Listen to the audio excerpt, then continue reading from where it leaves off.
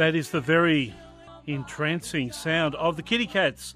And one of the Kitty Cats is Renee. Good morning. Hello, Rick. How are you? Renee, you've got a very impressive background. What is it? Oh, gosh, I started working professionally when I was 17 years of age, which is back in the early 90s, after completing my studies at the Queensland Conservatorium of Music.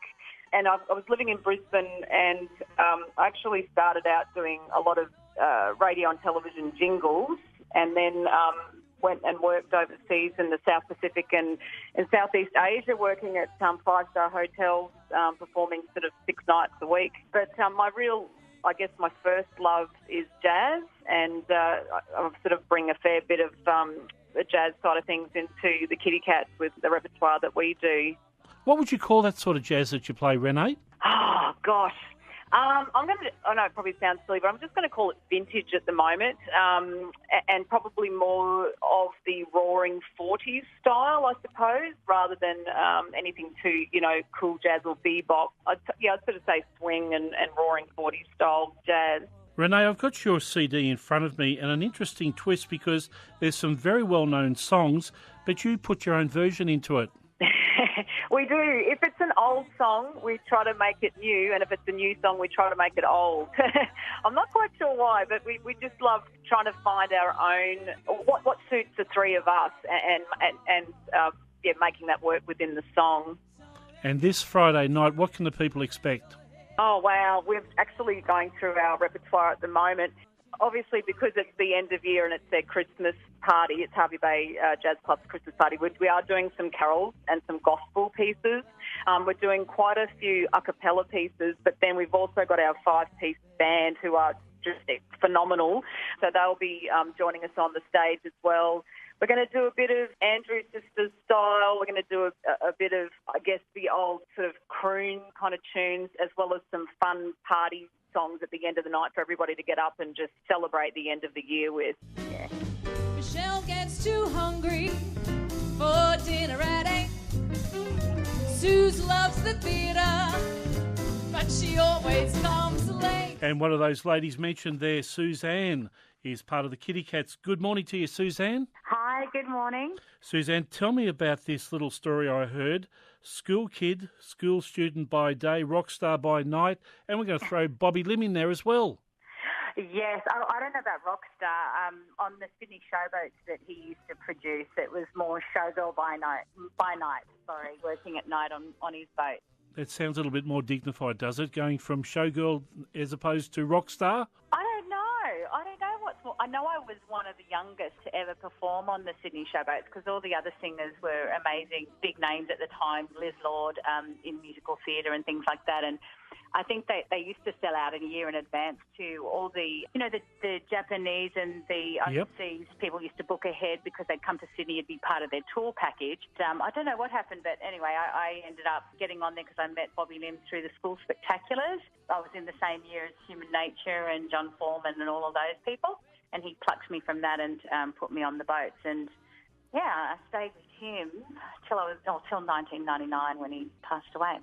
What an incredible background. I mean, back in those days, if people aren't old enough, Bobby Lim was just about the biggest name, not only in TV, but in entertainment. Remember all those shows, the Bobby Lim show? That was must-watching, wasn't it? He's very well loved and liked, and he was so passionate about giving back. He really was so passionate about producing shows, and also his charities as well, cancer and diabetes and things like that. Yeah, I just remember the sparkle in his eyes, because when I knew him, I don't know, he never seemed to age. He stayed 70 forever, so I really don't know what age he was, but his eyes were bright like a young kid.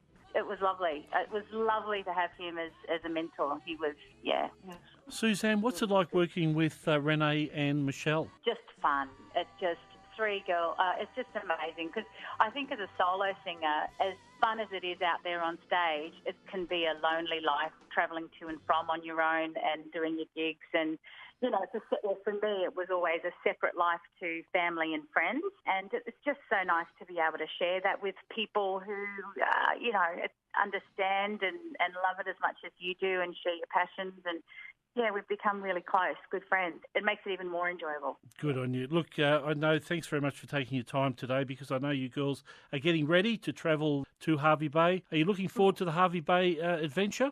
Yes, I love Hervey Bay and we love the audience up there. This will be our third time there, so yeah, very excited. My baby don't care for cars and races. And another member of the Kitty Cats is Michelle. Good morning.